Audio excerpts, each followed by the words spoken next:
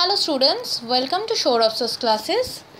So today we'll be solving some questions of computer science, and if you have any query, any doubts, you can visit our website, that is www.shoreofsourceclasses.com.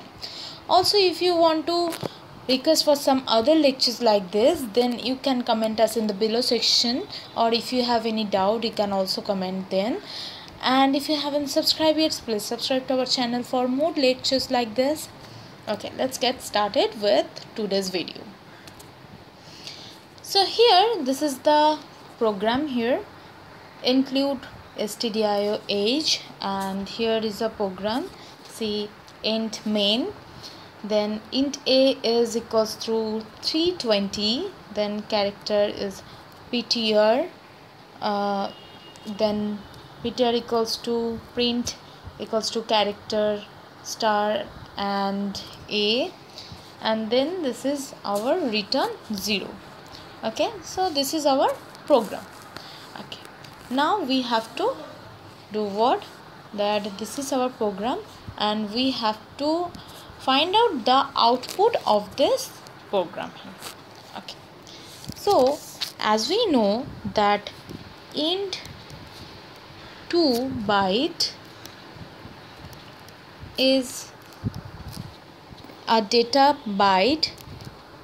2 byte is a data byte, while character, that is we denote as char, is 1 byte data type.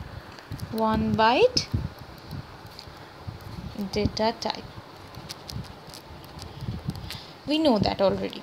Now character pointer can keep this character pointer can keep the address of 1 byte, right? Address of 1 byte at time, that we also know. This is the feature of a character pointer. Now binary value of 320 that we have given here is 0000001. okay, this is into 0 1 0 0 0 0 0 0. Okay, so this is in 16 bit, right? So print is pointing only the first 8 bit, while this ptr, that is print, is pointing the only first 8 bit,